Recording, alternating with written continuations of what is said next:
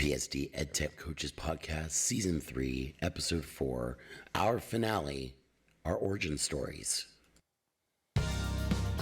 Welcome to the PSD EdTech Coaches Podcast, a podcast for educators by educators that love to equip teachers, ponder, and discuss current issues and climate in education. With your hosts, Dan Hopman, Melissa Shields, Jerry Sloan, and Steve Stuckey. Good morning, good afternoon, good evening, wherever you may be. Welcome in. I'm Dan Hopman, one of your instructional coaches in the Palmdale School District, with my co-hosts, Melissa Shields, Jerry Sloan. Ladies, how you guys doing? Hey. Oh, I'm doing great. I'm sure you are. The view that I can see that you have right now is gorgeous. Where are you right now? I am in Kailua Kona, Hawaii. And this is my last day here, so I'll be heading home tonight. Can you say that without the accent? Couldn't understand what the accent. Speak English, please. Well, as you can see, joining us fresh off of his European cruise, Steve Stuckey. Stuckey, how was your trip? It was a great trip. You know what's great about it? I could do it during the school year and not feel guilty. That must be so difficult for you. No. Sarcastically, of course. Well, you know, I would have never really taken that much time off for a trip unless I couldn't avoid it, of course. So it's good to be back in California, but I enjoyed every minute of that trip. And I got to see some of the pictures on Facebook, and it was fun living vicariously through you as you're going through all your different stops. That's the biggest use for Facebook, period. Yeah. So people can live vicariously through each other. They can all drool over the pictures. You know what doesn't work for me is people posting their Wordle scores for the day. I can't live vicariously through that. I'm going, okay, the moment I post a Wordle score on Facebook means I am not living. I need to and I apologize to any of my Facebook friends who do that and listen to this today. But 1 out of 6, man. You got to love that. Yeah. I always look at it and go, 1 out of 6 of what, though? That's yeah, I just don't understand it. Well, welcome back to our almost European-like Palmdale. It's not European even at all. close. No, not even close. But it has been quite a while since we recorded our last podcast. I think it was in December. And life, at least in EdTech, has been crazy for us. For us not retired, of course. Our office has been a busy one. So is mine. I've been busy. I believe it. Yours is just a little different type of busy than ours. It is. Yes. Rescheduling bocce ball matches and pickleball. My knee hurts. I can't do pickleball right now. I damaged that, but I can still golf. Okay, there you go. I can still bowl. Oh, there you go. At least you're saying rescheduling, fun activities as opposed to rescheduling doctor's appointments. That happens in another 10, 15 years probably. Right. Well, retire early. One of the reasons we haven't recorded in a while is we've moved locations a few times. We've had to repack, reset up a few times. We did get new carpet in our office, which is exciting because I'm pretty sure the carpet was the same one that was there when this site was multiple different schools at multiple different times. But what's really nice is we started our self-paced PD model, which was the Propel PD model. So we had actually started Propel a few years ago. It was more of a one-on-one with Steve. Where'd you come up with that name? I have no idea. But what I do know is that the name continued. We had over 300 teacher interactions this year, which was outstanding. So, just even though we don't have the one-on-one all the time, it opened doors for us to really move technology into a different direction. Stuff like getting those basics out of the way. As much as I love teaching basics, not having to worry about teachers coming in and asking me about Google Basics type stuff allowed me to focus more on edu-protocols, stuff that actually goes into the pedagogy and the way that students interact with technology. So ladies, what else can you think about highlight-wise and that we can reflect on through this year? Melissa, what do you think?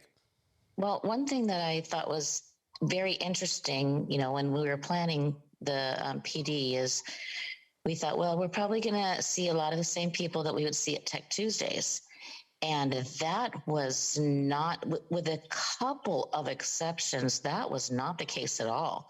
We were seeing people that had never, ever come to a Tech Tuesday were showing up to learn some things. And the feedback that we got was really great about, oh, I always wanted to learn this, but I just never had the time. And them being able to do it on their own time allowed them to get the professional development they needed. So that was one thing I really appreciated about our PD. Jerry? Yeah, I thought that Propel worked really well considering we have so many different levels of knowledge of tech and teaching in our whole school district. I mean, we have new teachers have been here a while, and everybody's got a different way of looking at it. So it kind of worked really well with our philosophy of education too. I mean, personalize the learning, differentiate, and then all your learners can take it as far as they want. I mean, it was great to see that people doing it in their own style. I like that about Propel. So based on teachers that I've talked to, it's been quite a year. Yes. Stressful wise and everything. So it's pretty amazing that many teachers are hopping online. And maybe that's because the main part of the pandemic where you were all under super stress. Well, I was there. I was I was teching at that time, right? Where we were doing 300 teachers at a time online. That they've had a chance to just sort of take that breath, at least as far as that goes, and can focus in on certain little things that they want to learn. And I think they also were looking for ways to interact with their kids that was a little bit less stressful than the way it used to be, which was really nice. They're new methods. I saw a lot of confidence, after that year of being online with teachers like, no, this is good. I can do this. Let me use it to my advantage. Yeah, that absolutely. was really nice. Yeah. And I know for me, being able to go through the pedagogy part, I think that was the biggest part. I mean, what we ended up doing is we offered, I think it ended up being like 4 or 5 of the Edu Protocol classes. We had Sketch and Tell, Buka Kucha, Iron Chef, Number Mania, and I'm sure I'm missing 8 parts math reps. All things that we can interact with our kids that are super low stress, high interest, because the kids get to hit all those 4 C's. And it also gives something to teachers to have their kids work on while they're pulling small groups. So it kind of took some of that stress off of them. And very little planning. And that's the beauty part about it. That's what I love about Edu Protocols. It's old school meets new school, and the blend that works for teachers. Absolutely.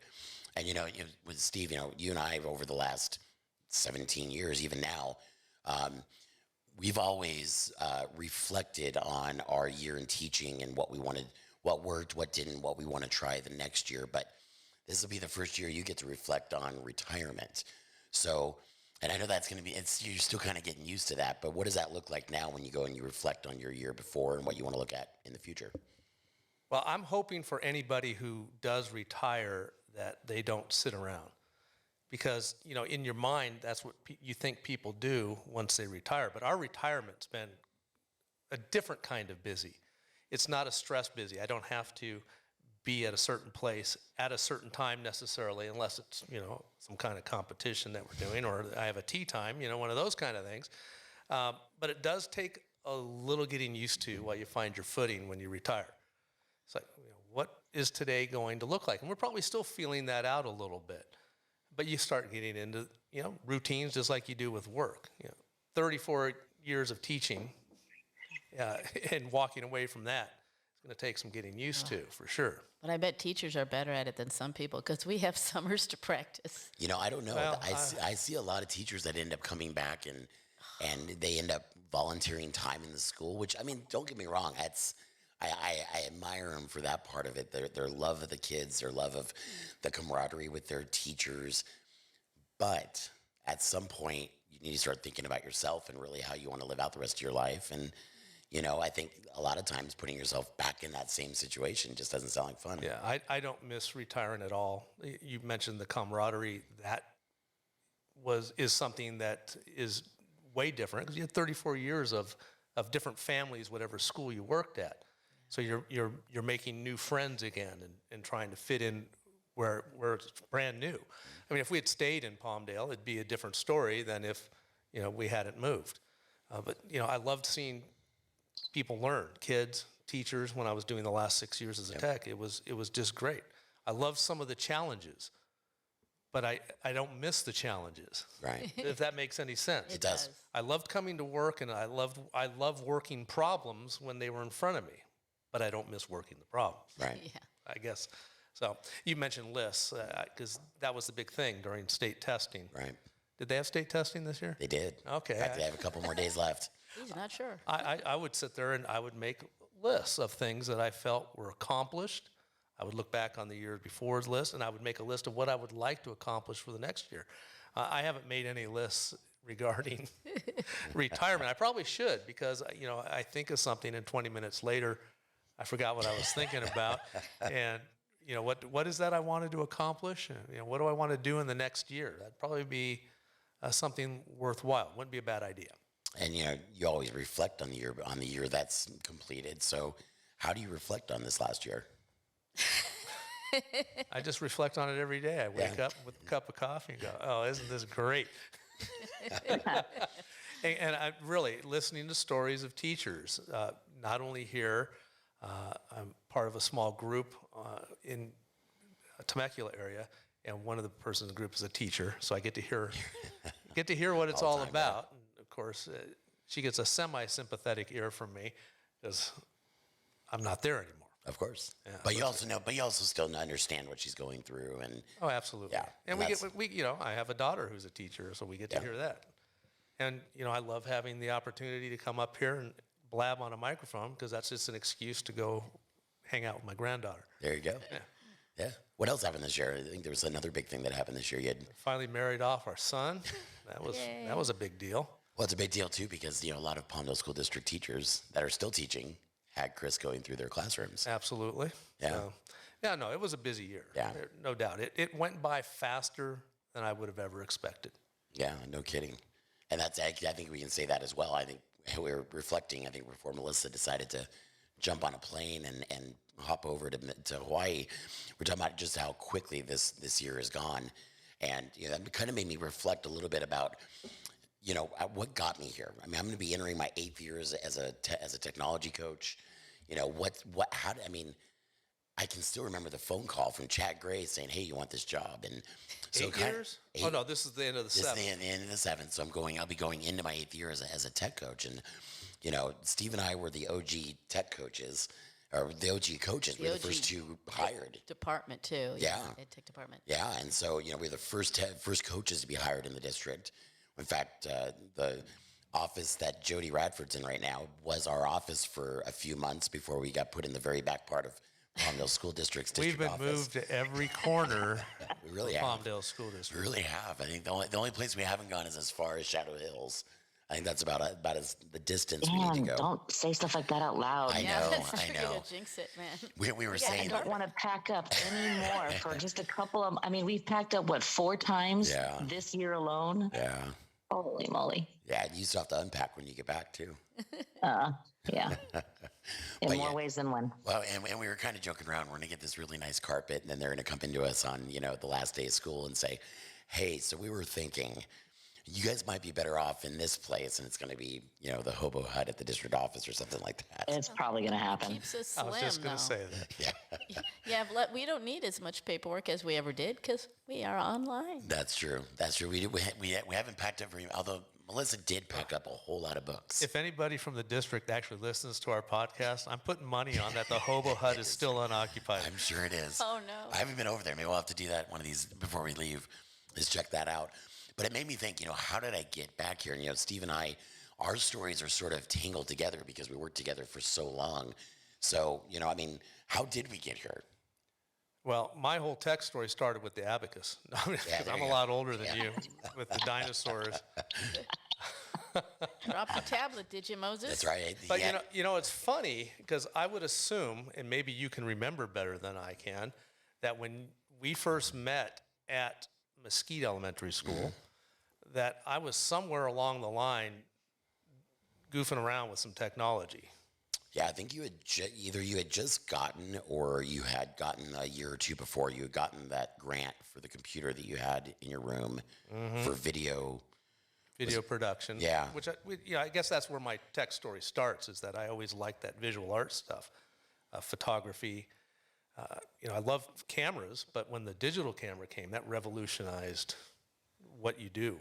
When the iPhone came along, I don't ever carry around any big digital cameras anymore. iPhone does great.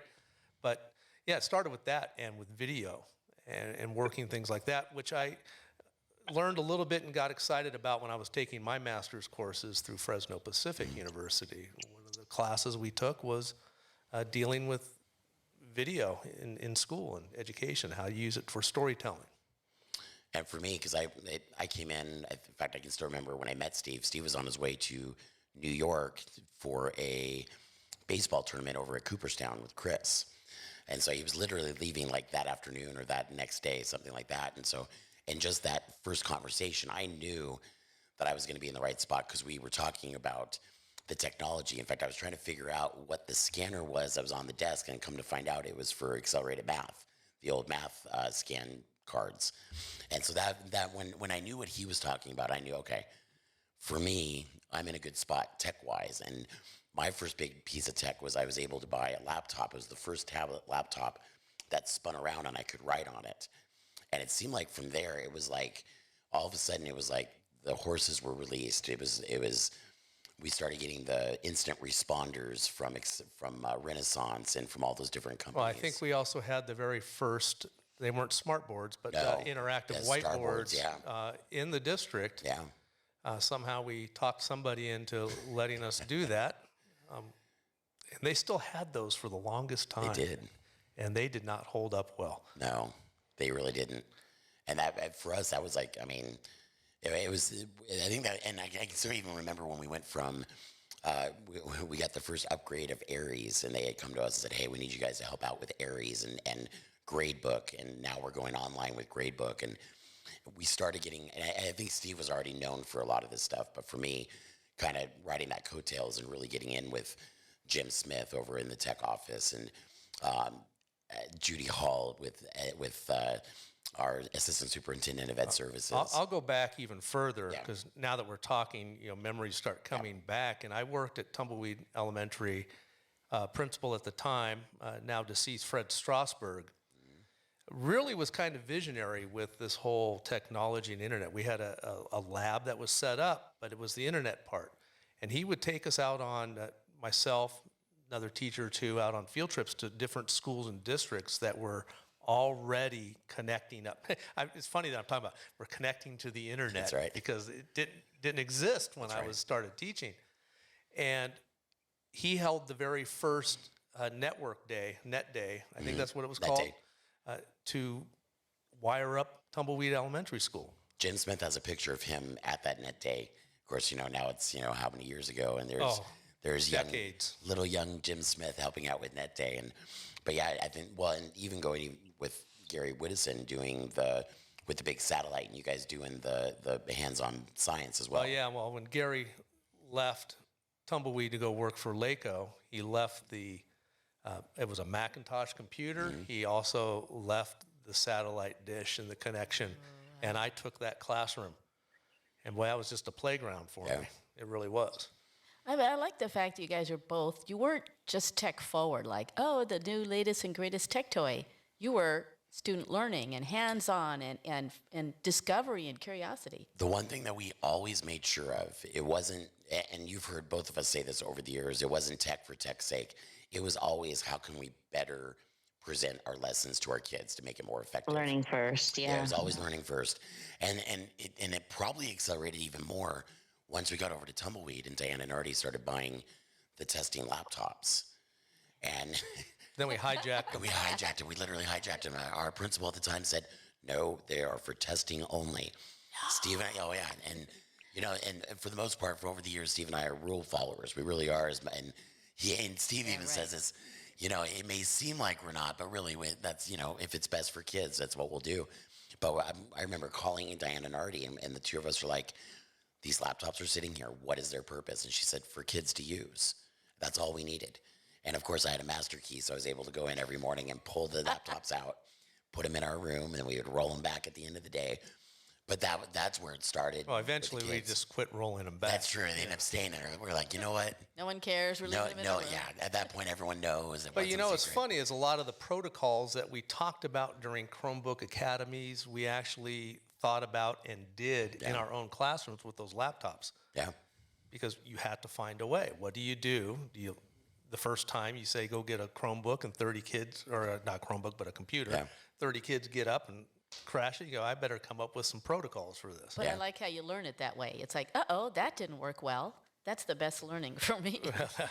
I learn that way all the time. What? And that whole year and a half was all troubleshooting. It was having all the kids go running up and putting their okay, that didn't work, obviously. Yeah.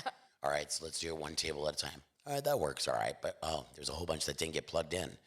What if we had someone actually stay with the box and make sure they're all plugged in, closed them up, and so there was this process that we went through. We kind of refined it on our own, and what worked for Steve worked for him. What worked for me, and which is exactly what we would say in the Chromebook Academies. You know, but then there was always trying to push it a little bit further. You know, how do I talk to Dan's board while I'm in my room, and if I write on mine, it shows up on his? We actually figured that out. These boards have a lot more ability than people think when you dig that deep. Could we find a real good use for that? No. But it was fun. It was definitely fun, and we kind of jump on each other's. We'd say hi to each other's classes every so often. Tic-tac-toe back and forth. Yeah. That's cool. Yeah, but it's funny. You are right, though. All these different memories are flying in here with, it's like I can still remember being in with Dr. Michelle Douglas, on a math PD. And, at this point, our kids were it was pretty much a flipped class for the most part at this point. And Steve, we were watching our kids on the laptops. This is all pre-Hopera or Hopera. And we were using, was it Encore or whatever the program was. We're using this program, and Steve goes, I've got some kids who are off task. He hits a button, and he's able to talk directly to them and freak them out. One time, I think we were at a conference in San Diego, I actually called the school, patched over to the substitute, and said, hey, you need to go take care of this. But all this led to, Infinite Campus. I'm still a believer that Infinite Campus got us this position. This position was opened because of Infinite Campus. When Infinite Campus was brought into the district, and there was this oh no moment of, teachers need to be trained at the last minute already with the school year starting. And they were like, who can we get to do this? And it was Steve, myself, and a handful of others, Michaels. I'm really glad, though, that wasn't the complete focus as things moved on. Correct. I would have probably lost my mind with the Infinite Campus, as a lot of people do. Yeah. If you're listening to this, you probably have lost your mind with Infinite Campus. At least once. But what I saw is things that we were trying to develop early on. For example, our classroom websites. Mm-hmm. We had some rudimentary websites where we communicated weekly with the parents, posted things. Websites for the students, so when we were gone, that they could access their work and the substitute didn't really have to do anything. All these things that we were trying to develop, I wish Google would have talked to us and paid us, because how I would have loved to have all those Google products that we ended up training and teaching people about and never really got to use in our own classroom, because we were doing our thing, which was really similar to what Google ended up doing. Yeah, it really was. And back then there was no discussion of blended classroom, flipped classroom, but that's something that we had actually come up with. And we're like, this is perfect. The kids are working. I can pull small groups and work with those kids that really need the help and not worry about it. And the substitutes loved it, because they would walk in and they really could. Well, I had one who said, it's boring. Yeah, because Sue would come in and say, it's so boring in there. The kids are all working. Yeah, she was a teacher at heart, even though she wasn't a credentialed teacher. She loved the interaction with the kids, and she thought it took away from it. And I think that's probably a valid concern as well.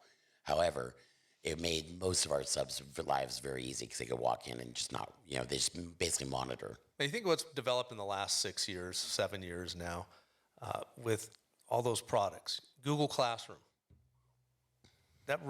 There's not a teacher in the world today who doesn't know what Google Classroom is. True.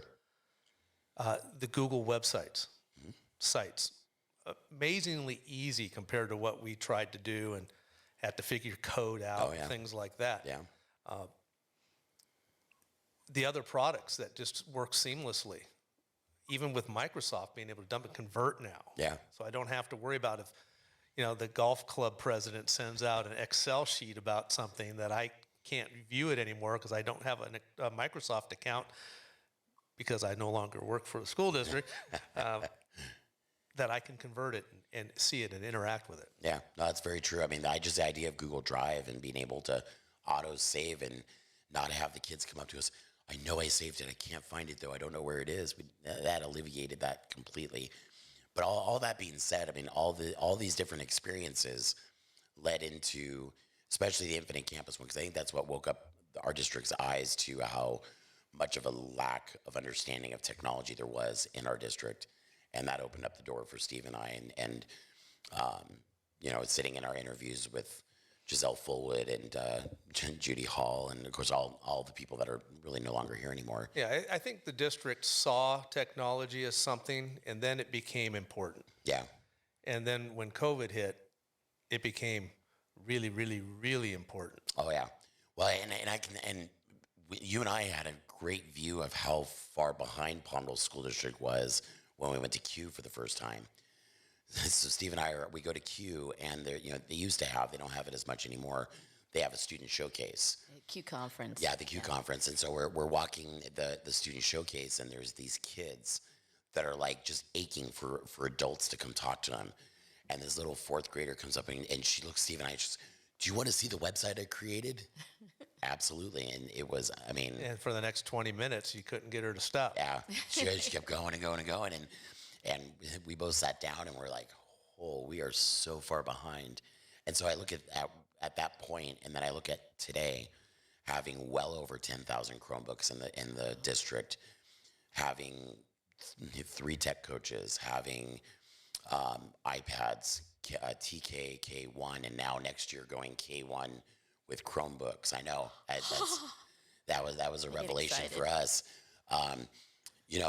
Seeing where we are, Promethean boards in every classroom, really making those advancements, I think, has been outstanding. And our district seemed so much better off, all of our teachers, during lockdown. Yeah. Thanks to you guys. I mean, everybody had a clue. They may have been a little shaky about their clue, but it was great. And then listening to other districts where the teachers were just drowning so much worse than we were. So that's our origin story for the most part. Well, I was going to ask you a question. Yeah, go for it. As I had those thoughts in the morning. Yeah.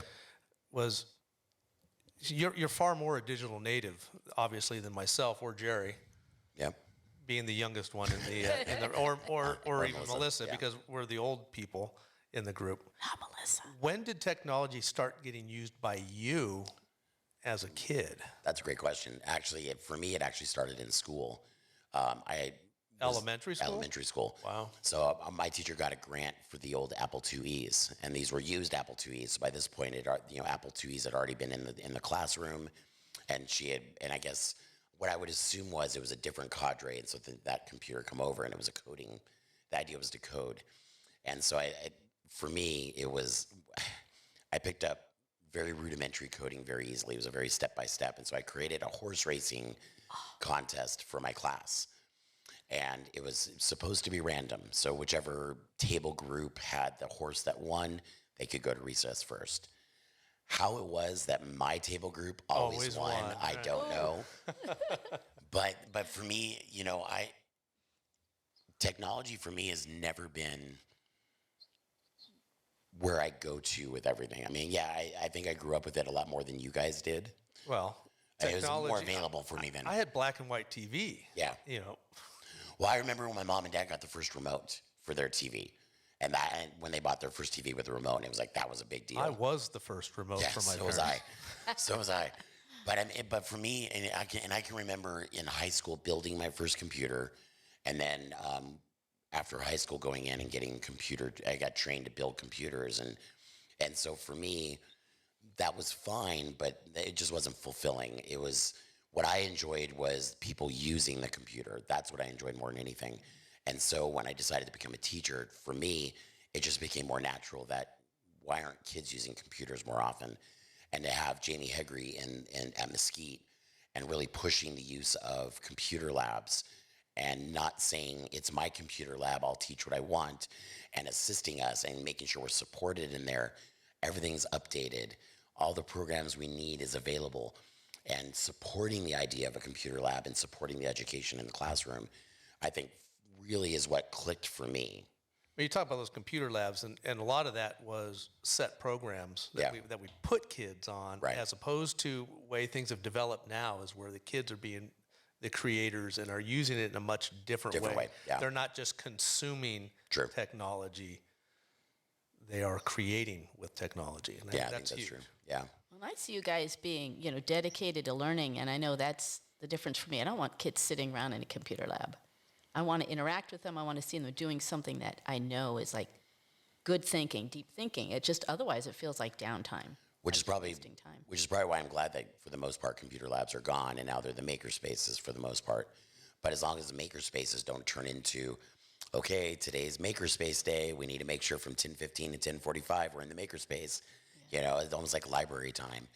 If you're going to use even with library time, if you're using it properly, then that's fine. And not necessarily here's the problem we're going to solve in the makerspace today, and you Yeah. have some pre-canned teacher paid, here I go, darn, Yeah, teacher paid teachers, makerspace lesson for the day. Where makerspace, I don't have a problem with having a set schedule. It's like 20 time back when, 3M started the 20 time and said, you've got this much time a week to do what you Whatever want to do. solve and problem solve on. Take that model, put it into the maker spaces, and let them work on it over a semester, over a year if that's what it takes. Yeah. But that they're using it to actually create, solve problems. Yeah. That's I think that's the big thing. All right, so that's that's our long story. So Melissa, tell us, how did you become an EdTech coach? What's your origin story? Well, actually, it started, I think, in a place where a lot of teachers across the nation and across the world are right now, where we're feeling kind of burnt out, kind of stressed, kind of frustrated, not with the kids, but just with all the other stuff that goes along with teaching.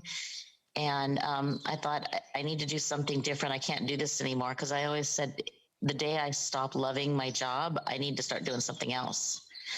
And I mean, I have friends who they specifically will switch grade levels every couple of years just so that it stays fresh for them. But I was definitely not going to switch grade levels because junior high was my jam. But I just needed to do something else. And so I was like, okay, that's it. I'm getting out of teaching, but I need to go back and get my master's degree. And anything that I looked at to do for a career, I would have had to take like a drastic cut in pay, and I couldn't afford that. So I thought, well, let's see. We got these new Promethean boards here. This was when I started going back to school, that we got the new Promethean boards. I wasn't sure what to do with them. People were starting to use Google Classroom quite a bit. And I thought, okay, you know what? How about if I just become better at my job, just learn things to help me become a better teacher. And this is the way the school district's going. So, hey, let me go learn some things. And then you came to one of our classes, right? I'm sorry? I said, then you came to one of our classes. I'd been coming to your classes. I'd been coming to your classes, and I had a limit. I was given a limit of only 500,000 questions I could ask, if you remember. So I went back to school and I got my master's in education technology. And I thought, okay, now I'm going to be able to apply this, and I'm just going to be this amazing teacher. And, I say by God's design, as soon as I got back from my graduation, the position opened up because Dan had moved over to Tumbleweed, or was going to be moving over to Tumbleweed. And so his position opened up. And I thought, you know what? Instructional coach. I mean, I've been teaching for almost 20 years already. So I'm like, you know what? Why not? Or more than 20 years, 23 years, whatever. That's nothing. So yeah.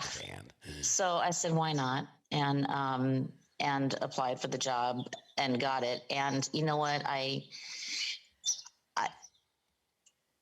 wish I loved what I learned in school, I feel like I've learned so much more in this position about how to best use technology with kids, because I was also tired of, doing the same old, assignments and projects where the kids regurgitate these fantastic projects back, but they're all identical, and I didn't know anything about EduProtocols at the time. And so I've learned so much in this position. That's why I feel like I have the dream job, because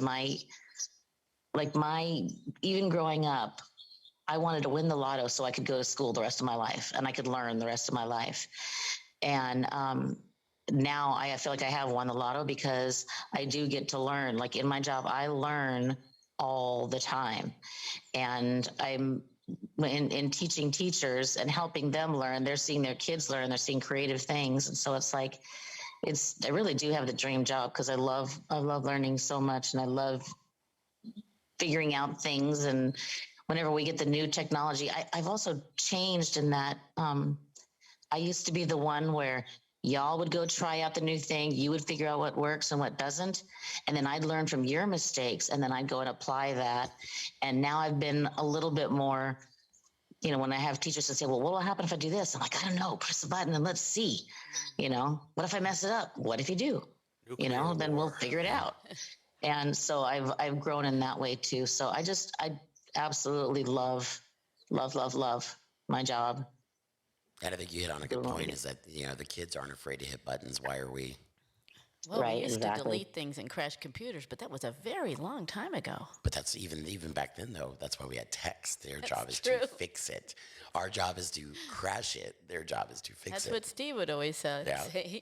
Yeah, I'm not here to teach you to fix it. Nope. I'm here to teach you how to break it. that's right.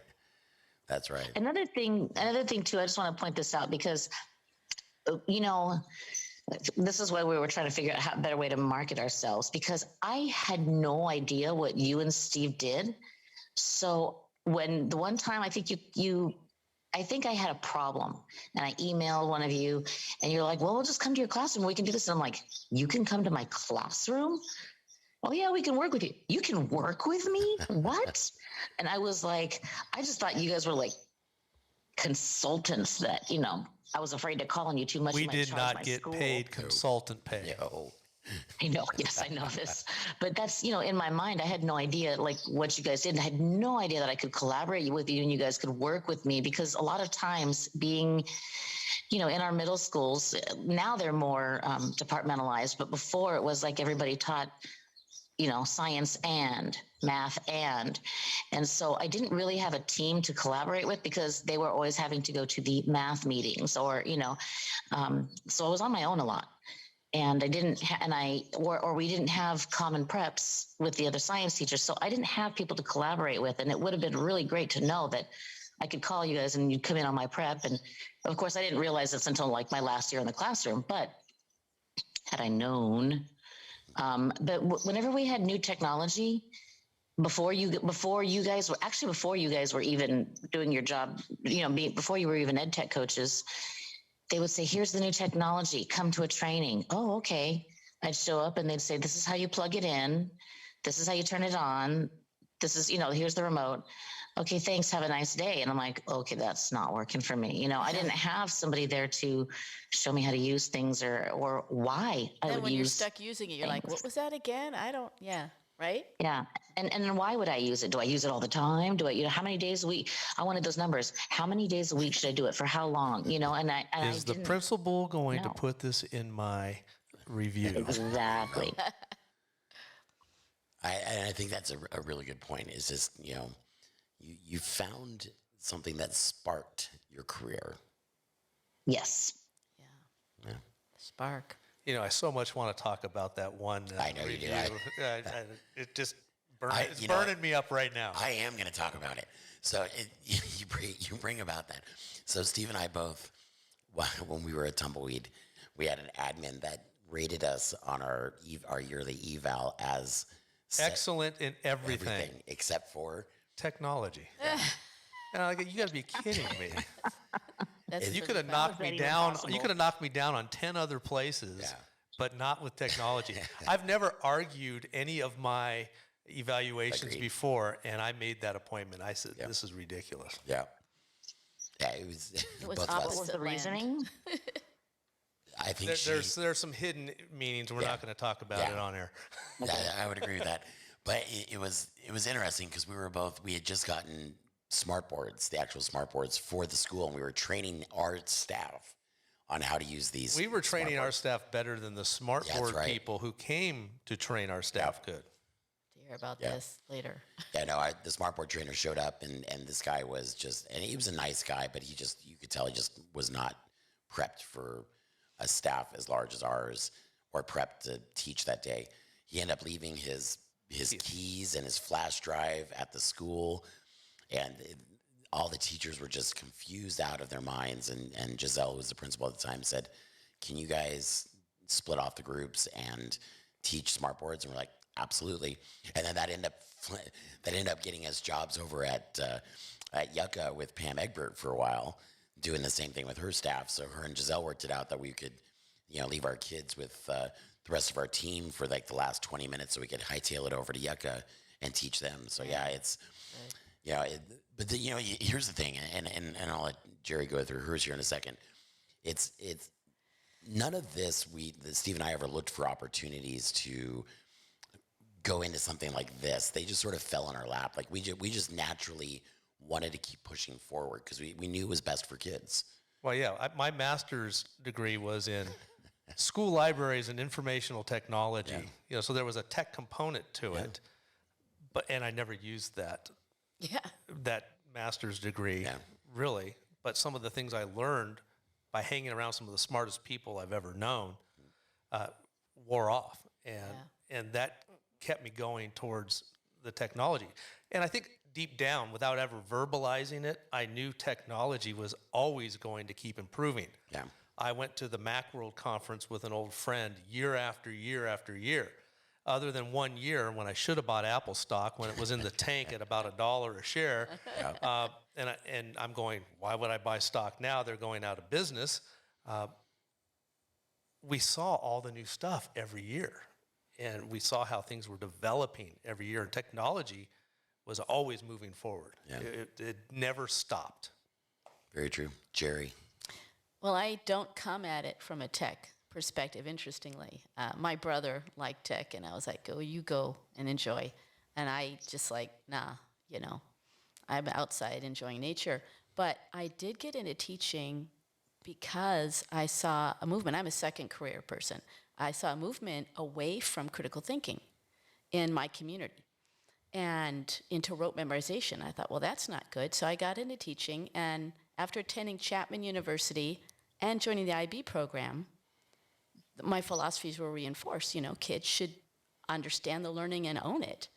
And tech was the answer to my big question in teaching, which is like, how do you make it more student-centered? A library full of old books wasn't really cutting it for me.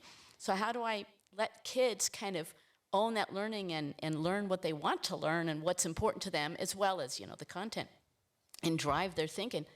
And so tech was amazing when I got that Chromebook cart.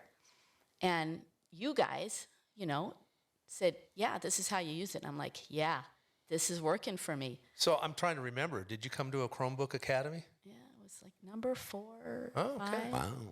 And There were so many teachers who came through that. I don't know. Oh no, it changed my world. And Linda Henry over at Learning Plaza, she goes, you got to get one. We're going to work together on this. And it was the best PLC team I'd had. But once I started using it, and I'd experimented with things like Edmodo before, to the learning management system and things. But I had never been like, let me have the latest, greatest tech. I'd always been like, let me get the barriers out of the way for student learning, because I kept running into them.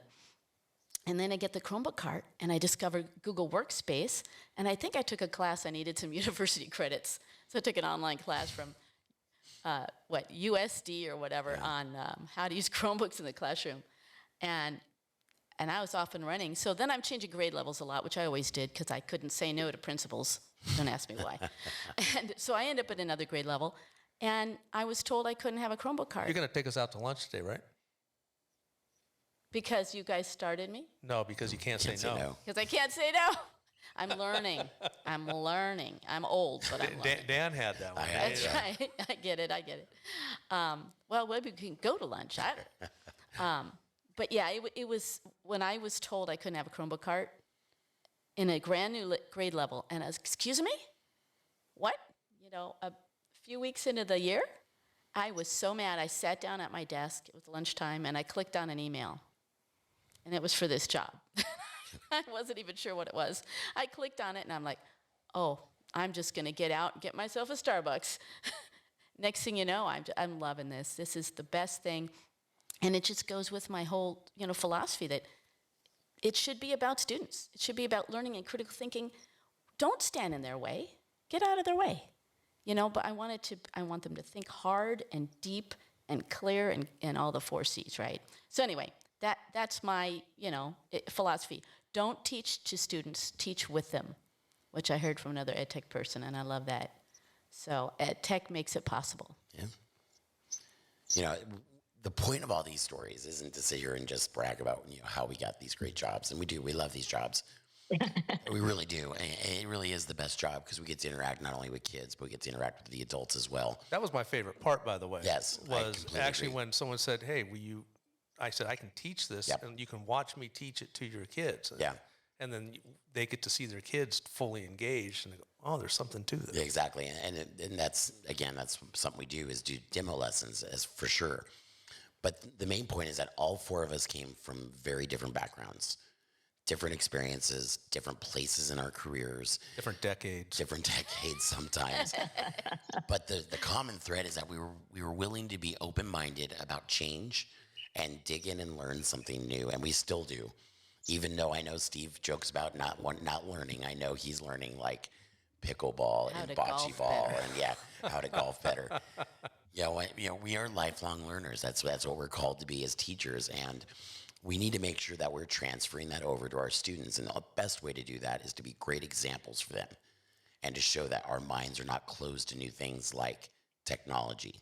I love this big word, neuroplasticity. Ooh, define what neuroplasticity is. Well, just the fact that they used to say, oh, yeah, you grow your brain neurons, right? And you get to 20-something and they're done growing. And that's not true anymore. They've discovered that we keep learning and growing new brain cells as we age. Oh, I thought it was something to do with kids stretching your nerves. Yeah. That might be true, too. So if we want our kids to be lifelong learners, I think it's time that we are as well. And I know it for a lot of people, I'm preaching to the choir. I understand that. But maybe it's time that we also start talking to our colleagues about this and how we can help them start opening up their mind and really pushing the idea of being forward. We've been talking about being 21st century learners now for quite a while. We're already in the 21st century, so now we can now say that they're learners. It still holds true that you don't need to do it all. You don't True. need to be a superstar of anything. You need to do one thing and do it well, and then you can move on. Absolutely. Can I interrupt with an advertisement? The times that I gave the students room, and guidance and structure to do an inquiry project, or just, here you guys go, what are we going to do with this? And of course it was structured. I felt so rested and engaged and happy and fulfilled. And I come home that day, I'm like, oh, this is so much fun. Well, And I'm it's a not different kind of tired. No, really, It it's is. a different kind Yeah. of tired because you're working in a different way, not full on managing behaviors and everything else because kids are engaged. Yeah. When they were engaged, you're tired because you were working with them, I guess. I before that, it felt like I was opening a brain and shoving stuff in. Like I was physically trying to shove it into them. No, tiring and not fun. Engage those kids. Yeah. That's the big thing. So my message for today is to encourage everyone that status quo is not always what's best for us or for students. So I have a new favorite quote Okay, go for it. because they come along every now and then. Yes. Adventure is dangerous, but routine is deadly. I like that. I like that a lot. Good. I like that a lot. On that note, I know we've gone way longer than we usually do. Melissa, do you have anything else to share before we go? A Mai No, Tai. I'm just going to sit here and enjoy my view for a while before I have to get back on a plane and head back home. But no, just But we're so much fun to work with. You can't wait to get back to us. that is true. Although my first job is a 4-hour meeting, so when I get back up. That's okay. I sat at the beach for 3 hours yesterday, did absolutely nothing but listen to the waves and stick my toes in the sand. So I'll just have that. That'll be my happy place. And when you get back, we need to talk. Yes. Yeah, you only got a few more years left. I'm just saying. Yeah, well, it's So, going to be sooner than that. That's right. Jerry. Great. Okay. Anything else, Jerry? Oh, just embrace everything in the moment. And for me, it's always like, go outside. Get your kids outside. Can you do that? Maybe? Maybe. Sometimes too hot. Without the phone in their hand. That's right. No technology. Well, they'll be so busy looking around at the cool stuff outside, they won't notice their phone. There you go. Steve? Well, I think we nailed it, right? Is that if you're living with the status quo, your routine, that you need to make some changes, because then you'll become far more fulfilled, more excited about what you do than just doing the same thing over and over again. Fulfillment. Completely agree. Everyone have a great summer. Relax. Maybe read a good book. Binge a good Netflix show. Hulu. All the different streaming platforms that are out there now. Yeah. Go go turn find on something. some more technology right. and just No. bed yourself away this summer. If you need a I place think to I'm going to second Jerry and say, get outside. get outside, if you need a place to stay, talk to Melissa. She's got a great place that you can always talk to her about. Uh-oh. There's the advertisement for you. But have a great summer. We will see you back at the end of July, and enjoy yourselves. You guys have a great summer. Yeah, maybe I'll come back in July. I don't know what I'm going to be doing. Sure, you may not be. You coming back at the end of July? End of July. I'm sorry. That's okay. Stay safe, everyone. Good luck tomorrow.